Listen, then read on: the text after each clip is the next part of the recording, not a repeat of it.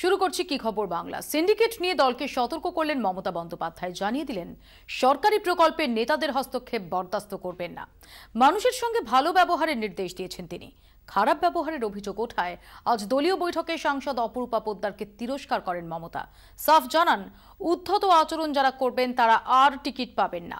ভোটে কাজ না করায় বাঁকুড়ার দুই নেতা অরূপ খাঁ এবং অরূপ চক্রবর্তীও নেত্রীর রোষের মুখে পড়েন। জাতীয় দলের স্বীকৃতি পাওয়ার পর প্রথম তৃণমূলের নীতি নির্ধারণ কমিটির বৈঠক, আর সেই বৈঠকেই দলকে ফের একবার কড়া বার্তা দিলেন মমতা বন্দ্যোপাধ্যায়। সিঙ্গুরে সুপ্রিম জয়ের পর টাটাদের গোয়ালতোড়ে কারখানা তৈরির প্রস্তাব দিয়েছেন মুখ্যমন্ত্রী। শিল্পায়নের লক্ষ্যে দ্রুত এগোতে চাইছেন তিনি। গত 5 বছরে বারবার শিল্পে সিন্ডিকেটের দৌরাত্ম্যের অভিযোগ উঠেছে। অধিকাংশ ক্ষেত্রে নাম জড়িয়েছে শাসক দলের স্থানীয় নেতাদের। বাদ যায়নি সরকারি প্রকল্প। এবার গোড়া থেকেই এসবে হ্রাস টানতে চাইছেন মুখ্যমন্ত্রী। শুক্রবার দলের নীতি নির্ধারণ কমিটির বৈঠকে তিনি বলেন, সুপার স্পেশালিটি হাসপাতাল ভবন তৈরির কাজ সহ কোনো সরকারি প্রকল্পে দলের নেতাকর্মীরা হস্তক্ষেপ করবেন না। বর্ধমান বীরভূম সংযোগকারী নির্মীয়মান রাস্তার কাজ নিয়ে অভিযোগ পেয়েছেন মুখ্যমন্ত্রী। বিষয়টি তিনি পূর্তমন্ত্রী অরূপ বিশ্বাসকে দেখার নির্দেশ দিয়েছেন। বাম জমানার শেষের দিকে বারবার সিপিএম নেতাদের বিরুদ্ধে উদ্ধত আচরণের অভিযোগ উঠেছে। এ নিয়ে দলকে সতর্ক করেছেন মমতা। আরামবাগের সাংসদ অপরূপা পোদ্দারের বিরুদ্ধে টোল প্লাজায় খারাপ ব্যবহারের অভিযোগ মুখ্যমন্ত্রীর কানে পৌঁছেছে। এদিন সাংসদকে তিরস্কার করে তিনি বলেন, মানুষের জন্য কাজ করতে হবে, মানুষের সঙ্গে ভালো ব্যবহার করতে হবে, ভালো ব্যবহারই শেষ কথা। এত ঔদ্ধত্য কাম্য নয়।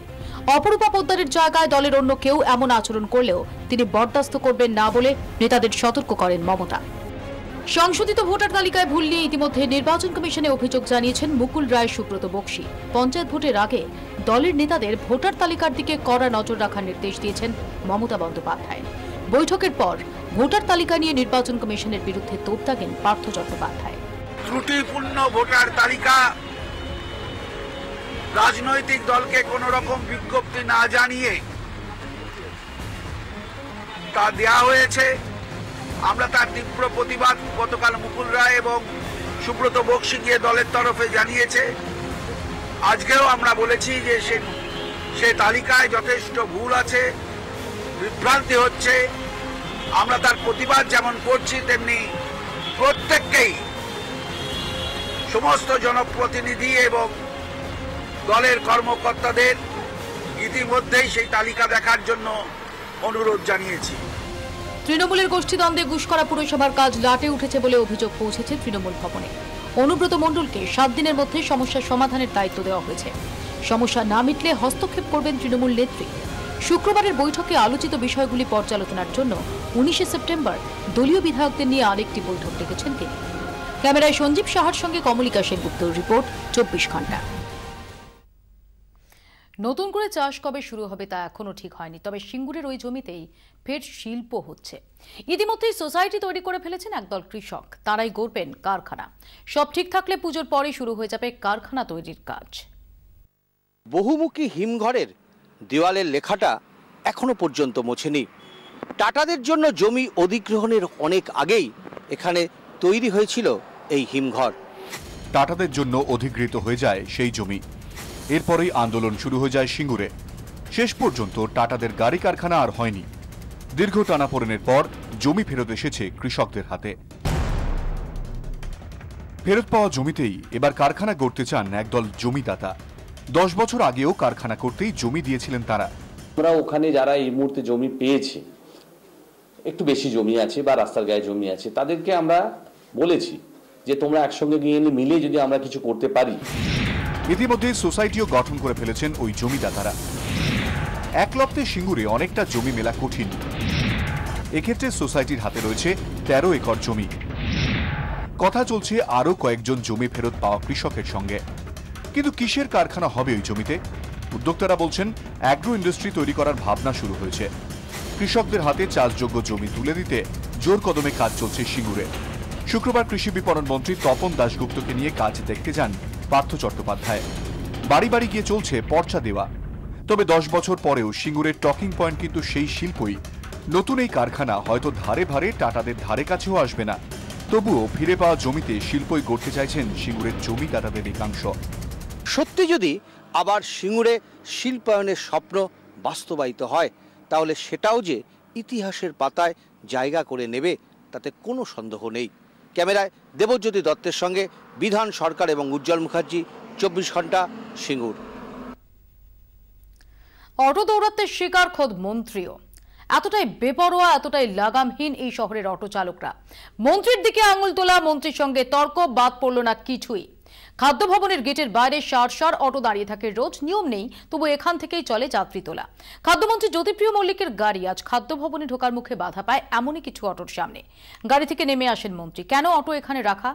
এই প্রশ্নের উত্তরে পাল্টা মন্ত্রীর সঙ্গেই তর্ক জুড়ে দেন অটো চালকরা। জবাব আসে, এখানেই রাখেন তারা, এটাই নাকি নিয়ম। চলে তুমুল তর্কাতর্কি, যার ছবি আপনারা দেখতে পাচ্ছেন। সিসিটিভিতে ধরা পড়েছে সেই তর্কাতর্কি, সেই বচসার ছবি। শেষ অবধি আসরে নামতে হয় পুলিশকে। তবে যা ঘটলো তাদেরকে প্রশ্ন উঠতে বাধ্য যে খোদ মন্ত্রীকেই যদি রেয়াত না করেন অটো চালকরা, তাহলে সাধারণ মানুষের দশা কি?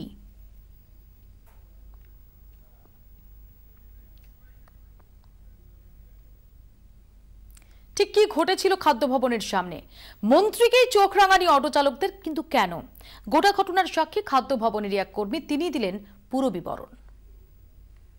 স্যার যখন আসছিলেন, কতগুলো অটো ওখানে দাঁড়িয়ে ছিল গেটের ওখানে। এটা রেগুলারই ব্যাপার এখানে, ঠিক আছে। এখানে ওই স্যার তাই নেমে প্রতিবাদ করেছে যে অটোগুলো এখানে যাতে না দাঁড়ায়, যাতে গেটটা খালি থাকে। এই জন্যই স্যার নিজে নেমে প্রতিবাদ করে অটোগুলোকে। অটোওয়ালা বলে যে এখানে ওই প্যাসেঞ্জার তোলার জন্য এ করে না, তর্ক করে। পুলিশ আসে। পুলিশ তো পরে এসে, আগে স্যার নিজে নেমে কন্ট্রোল করেছে, অটোগুলোকে সরিয়ে দিয়েছে, এ করেছে। তারপর পরে পুলিশ এসছে। রোজ কি এখানে এরকম ব্লক করে? হ্যাঁ, রোজ এই গেটের সামনে প্রতিদিন এ থাকে। রক্ত চাই, টাকা দিন, বেড চাই, তাতেও ঘুষ। ফেলো করে মাখো তেল, এটাই এখন কুচবিহারের এমজেএন হাসপাতালের হেলথ ফর্মুলা। দাপট দালাল রাজের সেই ছবি উঠে এলো আমাদের ক্যামেরায়। রাজ্যের অন্যান্য হাসপাতালের মতো কোচবিহারের এমজেএন হাসপাতালে সক্রিয় দালাল রাজ। হাসপাতালের সুপার অস্বীকার করেছেন এই সমস্ত ঘটনার। কেউ নির্দিষ্ট করে কোনো দালালকে দ্বারা প্রতারিত হয়েছে এরকম কোনো অভিযোগ আসেনি। অভিযোগ এলে আমরা তার অনুযায়ী ব্যবস্থা নেব। নির্দিষ্ট করে না অভিযোগ এলে আমি লোকটাকে আইডেন্টিফাই করব কি করে? অভিযোগ হয়নি, এটাই অজুহাত, এটাই চোখ বুজে থাকার যুক্তি। সুপার তাই করছেন, কিন্তু আমাদের ক্যামেরায় ধরা পড়ে গেল সব বেনিয়মি। হাসপাতালের বাইরে দাঁড়িয়ে ইনি এর সঙ্গে কথা বলতে ব্যস্ত, হাতে কাগজ, তা নিয়ে বারবার দৌড়চ্ছেন ভেতরে। এক হাতে টাকা নেওয়া, আর এক হাতে চিকিৎসা হোক বা বেড, সবেতে আগে ভাগে সুযোগ বা বাড়তি সুবিধে পাইয়ে দেওয়া রমরমা দালাল চক্রের।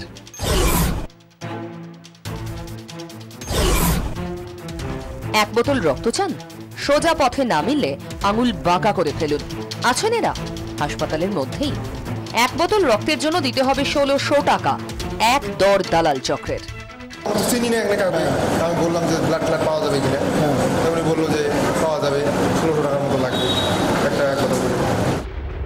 এতক্ষণ ধরে এত কথা, এত দরাদরির পর ক্যামেরার সামনে আসতেই অবশ্য ভুল পাল্টে গেল মহাশয়ের। রোগীর আত্মীয় তিনি, ব্যস্ত হয়ে পড়লেন এটা প্রমাণে। আপনি কি ইনভেস্টার? না, আমার পেশেন্ট আছে তো। এভাবেই চলছে। শিকার দূর দূরান্ত থেকে আসা রোগীরা, প্রকাশ্যে চিকিৎসার রফা হচ্ছে, দাম উঠছে, দর চড়ছে, স্বাস্থ্যে ছড়াচ্ছে অস্বাস্থ্যের শাখা প্রশাখা। উপায় না পেয়ে মুখ বন্ধ করে তাই মেনে নিতে বাধ্য হচ্ছেন অসহায় রোগীর আত্মীয় পরিজনরা। কোচবিহার থেকে ক্যামেরায় বাপ্পা সরকারের সঙ্গে সুমন কল্যাণ ভদ্র, 24 ঘন্টা।